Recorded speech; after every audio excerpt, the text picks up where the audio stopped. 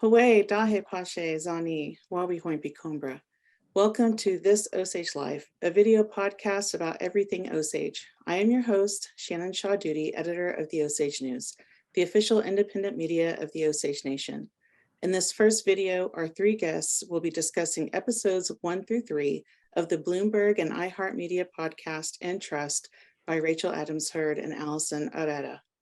The first 3 episodes address the history of headrights, the ownership and theft of Osage land, the 2009 list of non-Osage shareholders as revealed by the Fletcher case, and the role of the Drummond family in the transfer of wealth and land out of Osage hands.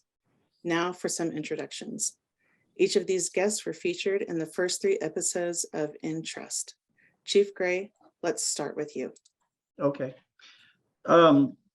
Just opening remarks really is just the amount of research that went into these first few episodes were incredible. I know there's been a lot of scholarship done on that time, but I don't think they ever really hit that particular issue with the Guardians or the work that was being done at the time when Osages were appointed Guardians and the process how that played out. So it was definitely a real eye-opener, and unfortunately, I'm glad she's taken her time with it too, because I've given this talk a few times before to different audiences, and unfortunately, you have to spend so much time talking about the machinery of the 1906 Act that made it even possible that Osages were able to retain as much of the subsurface interest of the mineral estate as we did, and how it led to these other things. And so, whenever we've all had these conversations in our families, in our homes, and in our work that we do with the tribe and our various capacities, and so we understand the conversation, but when you start talking to audiences that are completely unfamiliar to it, you have to be patient. And Rachel was incredibly patient in getting the nuance of all of these important facts in her early program, just so that people could have a better understanding and they could follow it. And it does pull you in. But I'm glad she took the time out. I really do believe that was the key to the significance of this podcast in these early episodes. Thank you for that, Chief Gray. And next, I would like to introduce Tara Dameron. Tara, if you'd like to say a few words. Hi, thank you, Shannon, for having me and asking me to be a part of this. My name is Tara Dameron. I'm Osage. I'm from the Gray Horse District. I was born and raised in Fairfax, Oklahoma. Attended Woodland High School, went to OU, and currently serving as the director of the Whitehair Memorial Osage Resource Learning Center. And I've been with Historical Society for 19 years. So my background is in museum. I'm currently working on my master's degree in LAS, in archives and exhibits and the historical record. So excited to be here. Thank you. Thank you, Tara. And Congressman Maker, thank you for joining us. And can you please introduce yourself? Yeah, thank you, Shannon. My name is John Maker. I'm from Hominy, Oklahoma. I was born in Tulsa, Oklahoma. Of course, I'm a member of the Osage Nation, Sea Force Osage Indian, and I am currently on the Osage Nation Congress, and I do have an education. I have a master's degree from Kansas State University in educational leadership, and I'm just thank you for having me. Thank you for that. And so now for our discussion. So for those of you just learning about headrights, the Osage Mineral Estate and the Reign of Terror, you can learn more at osagenation-nsn.gov or read coverage by the Osage News at osagenews.org. Chief Gray, let's start with you. Tell us about meeting Rachel Adams Hurd and why you decided to participate in the podcast. Okay, well, she called and introduced herself, explained who she was representing, Bloomberg News, and she was said that somebody had recommended that she contact me to help her understand the 1906 Act and help her understand the headright issue and the events that led up to the Reign of Terror. And so I agreed, and she flew up here, and we had a really nice initial meeting. I took her to Max Barbecue, and she tried to record it, and it was just too loud in there. So she had to come back and do the interview over again. And but it was very educational for me to have her just sit and just listen, because normally, and you know this as well, Shannon, a lot of times when you do interviews like this, especially in a format similar to this, you have to be, kind of short and succinct with your responses. And in her case, she really just kind of let me kind of go on some rants, a little bit, and which normally I don't get to do for programs like that. So it meant a lot to me that she was able to give us the time. And I noticed that she had made similar efforts to others that she had interviewed, that because it's a complex story, and a lot of personal issues are discussed, and a lot of family history is discussed, and a lot of stuff that's not in the book. And she's able to get a very deep perspective of the impacts that period of time had on us.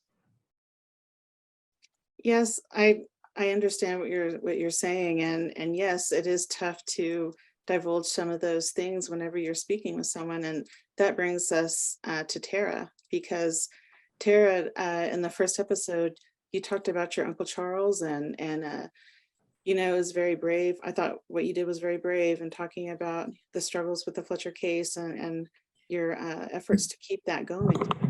Can you tell us about what that was like? Meeting Rachel and talking about all of that? Sure.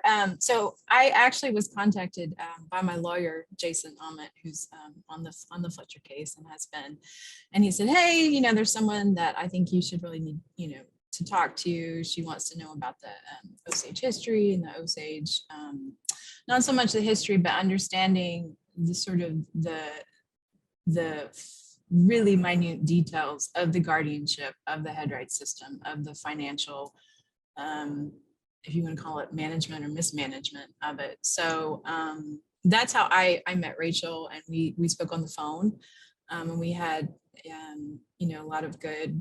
She told me what she was doing and what she was wanting to do, and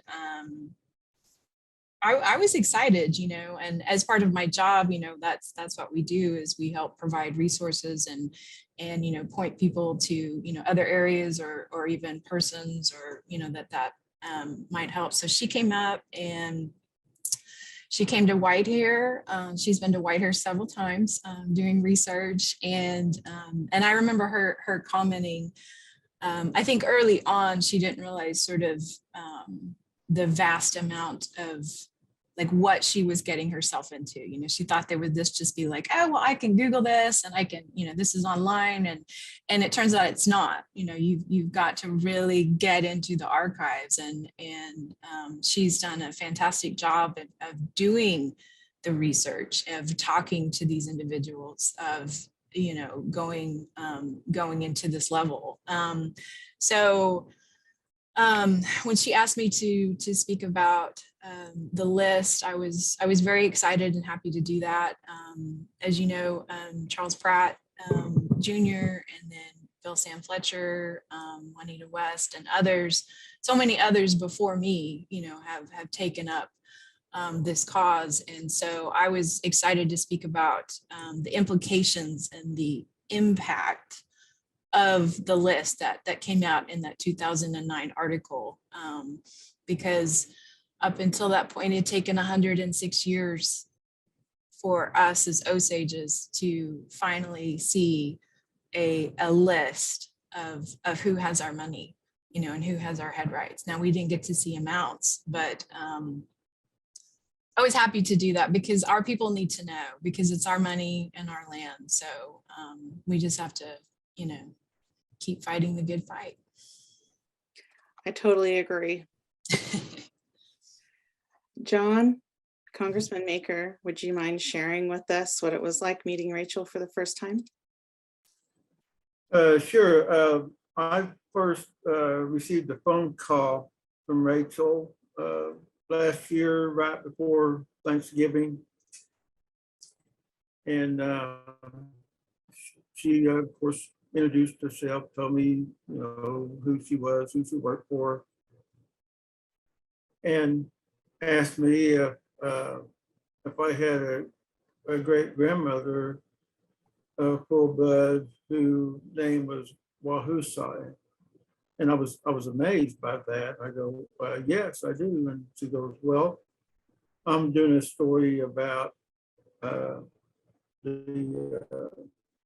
the Osages and the headrights system and the transfer of wealth back in those around 1930s during the Reign of Terror days.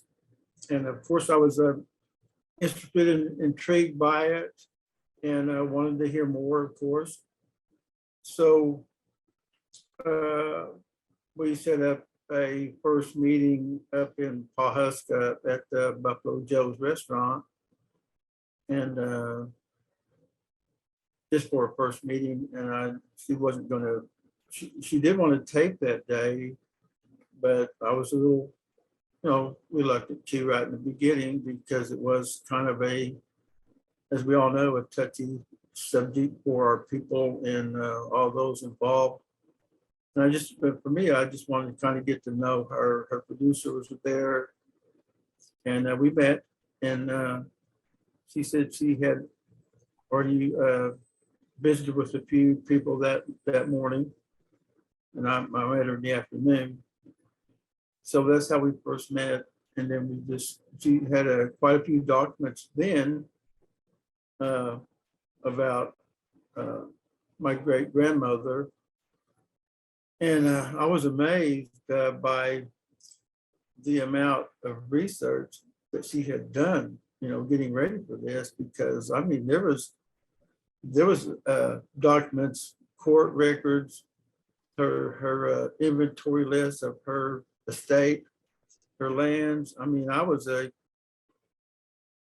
just, like I say, amazed by it, because there's probably some stuff I had never seen or even heard of.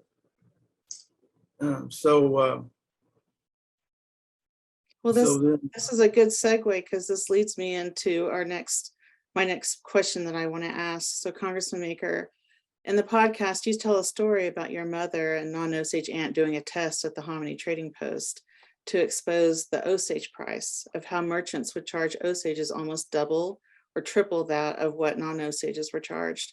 Can you tell us any other stories you heard or experienced growing up in Hominy? I'm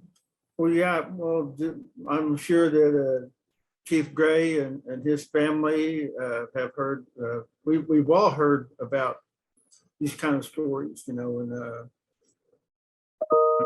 just about everybody in the tribe probably heard stories or even had it happen to their own families. But if you want me to repeat that little story again real quick, and then I can tell you a few other things I've heard. But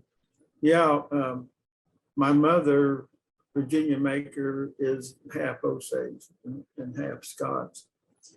And back in the 60s, when me and my brother were first dancing, well, my mother's aunt, who was non-Osage, her name was Shirley Harding from Broken Arrow. Well, she loved to come to the dances, and she would stay with us during the month of June, because she just absolutely loved the Osage dances. And she even learned how to make ribbon shirts for me and my brother. We each had 12 shirts that she made for us.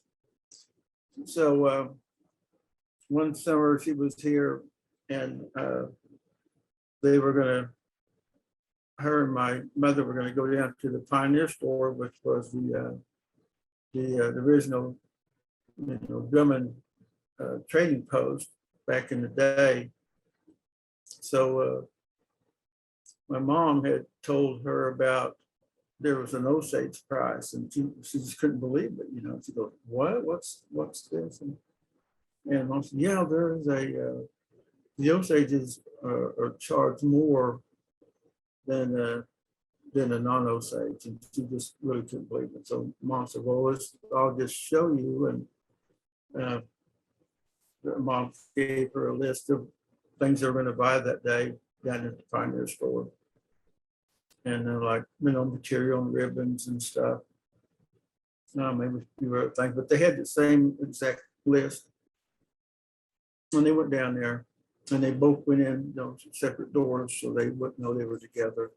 Because my mom was well known in Hominy and was really involved in all the local organizations, women's organizations, DSA and scouting. She was a den mother. So mom was pretty well known around Hominy. But still yet, they charged her the Osage price. And mom really knew all the ladies who worked in the Pioneer store. They were good friends, but still there was this Osage price. So they went in and when they came out, they compared the receipts, the bill, and it was sure enough, mom was charged twice what my visiting aunt was charged. So that's just one thing. And it was everything back in the day. And it was just kind of, everybody knew, had heard about the Osage price. And, back in that time, Hominy was a pretty going little town. And all the stores on Main Street were open. And there was even like 3 or 4 car dealerships, Chevy, Ford, Buick. I think there was even a Cadillac dealership back then. And I guess even it was everything. So that's that story, and I'm sure there's many more. Well, this leads me to, I'd like to ask Chief Gray, during the years that you were chief, I'm sure the nation had many transactions with multiple entities. Can you tell us, was there ever an Osage price? We had one incident that occurred in when we acquired the Tulsa casino property, the property where our casino is now. We already had it, but we hadn't heard through, real estate community that Tulsa Technology Center was wanting to unload that property that was right next to it, which was the what do you call it? It was a tech center for the aeronautics training.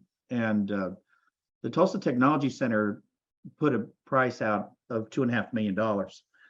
And we put the money out at the time to put a bid in for it. We didn't get it. Somebody else did.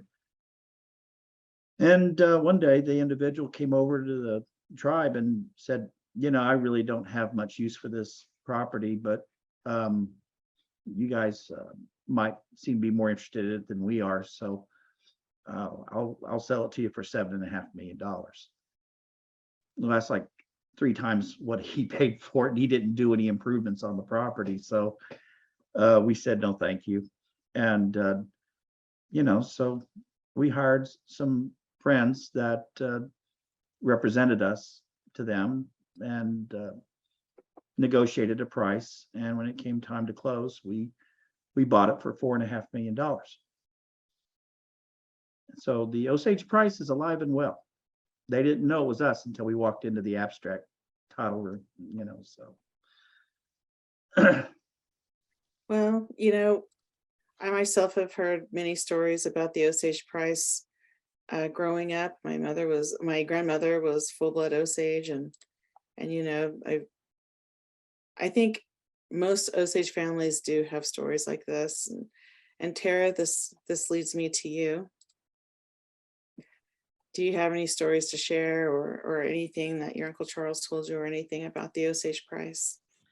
Yeah, absolutely. And just to echo, I think what John Maker's story illustrates is it's so sad, but it was just so rampant throughout Osage County.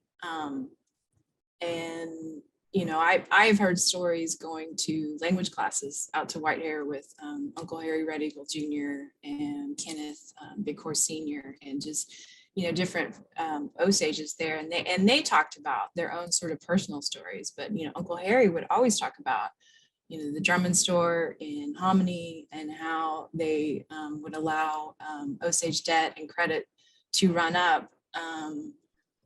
And never mind that the Osages knew anything about it. You know, that was all handled throughout the agency or through someone else. And then, you know, in exchange, they would trade land and you know, headrights or whatever it was. And so that's what's so fascinating about this podcast is because it's in their own words. And they talk about it very blatantly, trading land, buying cars, you know, handling everything in the extreme overcharge of all of that. And just, it's theft. And because we had money, right? That's not okay. That if that was a white person, do you think they would have been okay with charging double extra, you know, double, I mean, it's not okay. And, you know, one of the things that I've seen throughout my research is that I've been able to get a hold of Molly Burkhart's guardianship records, for example, and it gives an itemized list, you know, of where she spent her money, but it wasn't her spending her money. It was her husband, Ernest Burkhart, who was her guardian. And it's just outrageous. Once you see it in black and white, and then you translate that into today's dollars, it's significant, and it's sickening. Yes, it is sickening. And that leads me to the next topic that I want to discuss, the Drummonds. So let's get into it and discuss what a large portion of this podcast is about, the Drummond family. Tara, let's start with you. Were you surprised by what you heard on the podcast? What are some things that stuck with you after listening? I guess some of the things that stood out to me was so much of just their blatant arrogance of, I think it's Jack Drummond in the first interview, and he's talking to his biographer and he's telling the stories about how he got an Osage headright and how he lived off of that. So then, you know, that he was able to finance the rest of his affairs. But just the blatant arrogance and kind of eerie also too to hear it, but it's hard to dispute something when it's in their own words. And then just sort of the like they saw nothing wrong with that, you know. And it is clearly stated in the podcast that the wealth and everything that they the Drummonds were able to sort of gain their wealth from came from the Osage Indians, for the benefit of the Osage Indians. But they found a way to, through their store, to manipulate the system and then the powers that be. So it was very eye-opening to hear that in their own words. It really makes me think about generational wealth that the family has enjoyed. And so that brings me to Chief Gray. Do you think what happened 100 years ago still affects Osages today? I do. I think that and I know that they're spending a lot of time on the Drummond family, and you know, and no one seems to have prospered more than them. But you know, this was, I think John was alluding to it as well, that this was widespread. It wasn't just the actions of one particular family. It was happening with all Osages, and many guardians were playing that role of trying to feather their own nest while they were supposedly looking after our affairs. And that gave me some, you know, it gave me a sense that I think Osages have been reluctant to speak out loud about these sort of things because it's hard. It's hard to talk about this. And I've mentioned this before to others, and what I like to try to say is that I didn't have the luxury of not being able to talk about it because everyone, or it was already in the public domain what happened to my family. You know, a lot of families have the luxury of being quiet about it. And some of them are coming forward. And I'm glad to see that, because I didn't want the wider story to be told that the FBI came in and investigated these murders and then all the murders went away. You know, there's such a larger story there. David Grant's book acknowledges that. Charlie Redcorn's book, you know, draws stories that weren't even the ones the FBI investigated. These are from oral stories that the people had told Charlie over the years, what happened that made up the content of his book. And so I think people are getting a larger picture of it right now, that this was a bigger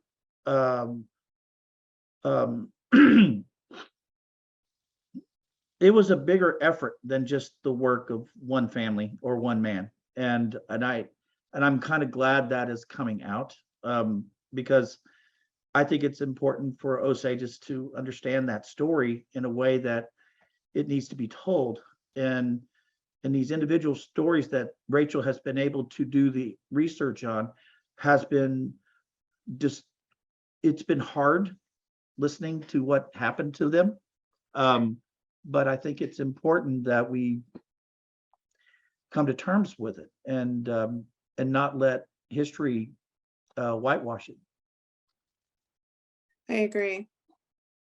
And Congressman Maker, you know, since you're from Hominy and most of the podcast so far has happened in Hominy, what are your thoughts about the events of the Reign of Terror and how it affected Hominy? Do you think it had a lasting impact, or it trickled down and affected Osage in Hominy today? Well, yes, I'll kind of go back to when I did my main interview with Rachel Hurd.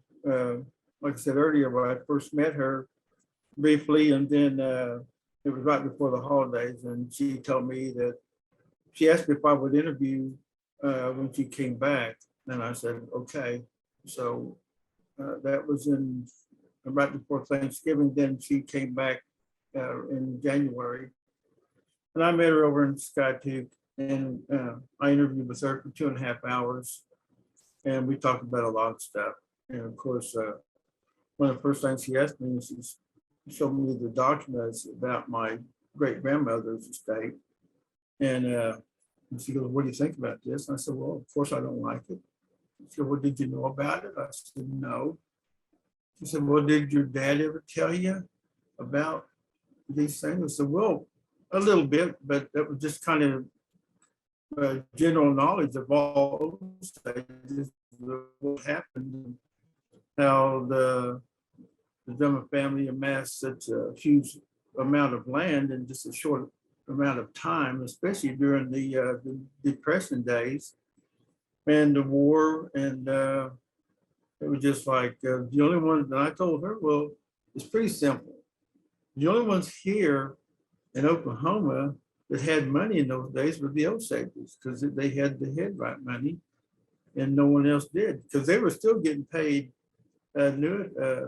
royalty money even during the Depression days and the wartime. So it was but back to what I wanted to tell you, she showed me the documents that showed that had a list that showed where Fred Drummond was the guardian and had a list of 10 full-bloods from Hominy, and I had 3 of my ancestors were on that list. And I had never seen it before. And in fact, I didn't even know that Fred Drummond was even a guardian of my family, because I thought we were sort of, as Jim said, I thought we were kind of shielded from that. And I was amazed that, and I didn't know that. She goes, we kind of went further into it about how all this happened right before 1931. And I told her that once I was out to the Hominy Cemetery, and a friend of mine from out of town was here, and she wanted to see where my mother was buried, because they were friends. And so we went out there, and we were looking around, and I was showing her some of the big, huge, beautiful headstones out there that Tommy's known for. And she noticed that, I said, was there an epidemic or something that came through here in 1931 or right before? I go, well, not really that I know of. I know there was smallpox back in the really olden days. But she said, well, look at all these headstones. Almost everyone died here in around 1931. And I started looking, and it really struck me, because I had really never actually zeroed in on that before. But it was, yeah, I looked in there, and you can go out there right now for yourself and look at these. Most of those stones say 1928 or 1931. And it just so happens that I told Rachel heard that that's 1931 was when the mineral state was supposed to end. So that's a pretty strong coincidence there.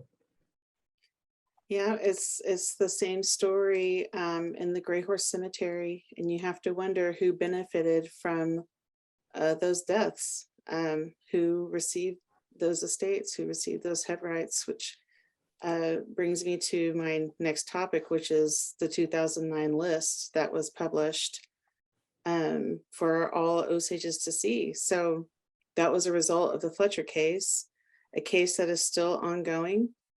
And there were many corporations, entities, and names on that list that shocked people. I remember seeing one of my high school coaches on that list. That was surreal. So Chief Gray, what was your first impression of the list when it came out in 2009? Were you shocked by the names you read on it? Well, if you recall in the interview I did with Rachel, I referenced an unsigned or unverifiable list that was floating around the community at the time. And I noticed that a lot of those names on that list were indeed on the official list that was released by the court. So that provided some validation on our end, as the council. As far as my personal reaction to it, though, it was really like good. We're getting somewhere. Some of this stuff needs to come out. And we have all been speculating for generations as to where all those headrights went. And we know that they did amend the 1906 Act to stop the bleeding, as it were, in the late 70s, to no longer allow non-Indians to acquire a headright out of the tribe. At best, they could get a life estate, and that's it, And so we felt like we were at a good place, but it led to other discussions within the council as to, in the nation, which was to, how are we going to get them back, And the Fletcher case had a litigation strategy designed for that, and of course we were monitoring as well, should there be any a situation, because I noticed that there was a flurry of discussions about somebody wanting to give them back, and I was really surprised. And I don't want to get off topic, but I really want to hit this point. Why is it so dang hard for a non-Indian to give an Osage headright back? That just baffles me. Were we more focused on getting them away from Osages that it never occurred to them that there would need to be a process for returning those back to the tribe or to the individuals who it was, the families that it came from? That's a real head scratcher. I'm not kidding. That's a good point. And, there is current efforts by the Osage Minerals Council now to work with state legislators to file legislation to, change that process so people can give those back. But this also and back to the list, you know, in the podcast, Tara, you talk about going to the court case when all of the white attorneys were there to defend their non-Osage defendants. And I was there as well. I remember seeing all of those attorneys. Can you talk about that and tell us what that was like for you?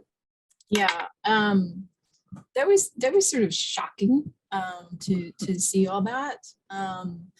But what that represented is that, oh my God, all these white people are so mad because we as Osages are asking and have this bureau has made known through the court legislation that, you know, all these people have Osage headrights, and the audacity of all of them to sort of scramble and get their attorneys, to get their lawyers, and to get all of them to show up. And just sort of, you know, the sort of the sheer magnitude of how they think that it's theirs.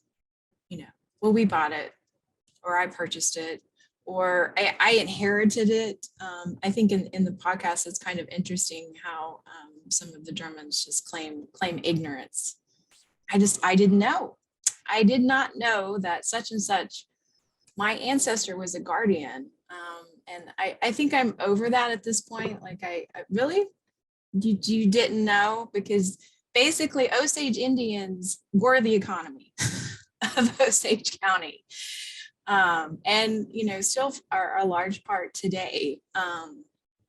So it was also, it made evident because there was this room full of attorneys representing non-Osages, representing white people, entities, you know, whatever you want to call it. And then there's Charles Pratt, you know, and he's in a wheelchair because he's going through cancer treatments. And then there's Bill Sam, and there's a few Osages there. And that's sort of what struck me, is just sort of, you know, the bravery of people like Charles and Bill Sam and all of those that have come before to do that effort and to keep fighting the good fight, you know. And we have to be brave, you know. You know, it was a room full of people, but it's still our money and it's still our land. So now they have to answer for how they got it. And I don't think they like that. No, I don't think they do either. So, Congressman Maker, let's add you here. There you are. What was your reaction when you first saw the 2009 list? Do you remember seeing it and how that? Yeah, of course, it's been quite a while. Excuse me. Yeah, of course, it's been quite a while since I've seen that list, but of course, I was just as amazed as anybody else, and shocked, and it's just like we said, it's mind-boggling how something like that can happen just right around here. And a lot of those people, those families, probably knew that the whole time. It was like top secret in their family. Like never let anybody know about this, you know. And up until then, even the government wouldn't even share that information until, you know, the Fletcher case, when they were forced to reveal that list. And you know they didn't want to, but they were forced to. And there's just so much secrecy and all that, the whole thing, the whole reign of terror, those years, the murders, and everything is such a huge thing, because what brought all those con artists, swindlers, my dad always told me that every con artist, swindler in the whole world flocked here during the oil boom, because it was just like the California gold rush, except it was oil. And they did all come here. They worked on the drilling rigs, roughnecks, and whatever kind of job they could get around here. But yeah, it's but back to your question about the list. Yeah, I was it was a sad thing to see that. And when you figure out, well, look how much money was actually going out of the tribe that shouldn't be going to our own people. Well said. So we're nearing the end. Are there any final thoughts? Chief Gray, would you like to say anything that maybe we haven't covered today? Shannon, do they give Pulitzers for podcasts? I'm just wondering. This is really well done. I don't know where did that fit in terms of the media, radio, television, broadcast, print. It's kind of a little bit of both and not enough in anything, but it's a new format and it's allowing people to hear a deep dive into a topic that is incredibly important to us, but it's finding a wider audience around the country. And of course, the movie and the book are playing a big role in all that, but they're not, those two efforts aren't speaking to these more personal aspects of the Reign of Terror that Rachel is bringing to light right now. And I do feel like that I can't wait for the next episode. I've been that way ever since the first two dropped, and it's eye opener. And for us, it's important for us to know our story. It's important for us to know that history, not just as a historic preservation kind of issue. I mean, that's important as well, but it's more personal than that, And when I think about the fact that they made such an effort to get the research and then present it to the descendants in a way that allowed us to get some closure in a way that may not have been possible had they not done it. And that I'm grateful. Yes, her reporting is remarkable, and from what she said, she spent 2 years on this story, and that is a large amount of time to be reporting and traveling all over the country and getting every last detail that she could. Tara, do you have any final thoughts on the podcast and what you hope people learn from it? Just to echo Jim Gray, but Rachel has done an excellent job. She's done a lot of research. I've spoke with her many times. She'll text me or call me or whatever. And I think what I want people to know is that this is still happening. Is it happening to the level that it happened in 1920, 1930? Probably not. But what the list proves and what we feel every quarter is that these people are benefiting, and they benefit financially every quarter from us. So do I have a right to ask how they got Osage money and Osage land? Absolutely. And I want any Osage out there to understand that, to know that there are records out there. There is access to information, and you can do something about it. And maybe it's just for your own personal family story of like, okay, I really want to know what happened, like the example of, every Osage family has a story of either murder or theft or, just horrible things that have happened. But that's what I want people to know, is that this is still ongoing. And what I think Rachel has done is to, more than the book and more than the movie and more than a newspaper article where people read it and it's like, oh, well, that's terrible. But it's like, this is still active, present, and going on. And we are still living with that, because I, as an Osage, have inherited that, you as an Osage, we hear those stories. And so we can do something about it. We may not be able to change the past, but we can change the future. I love that. That's very strong words, Tara. And I completely agree. And I hope everyone always stays in the know, does their research, looks into their family history, all of these things. And Congressman Maker, do you have anything to add about the podcast or what you hope people take from it?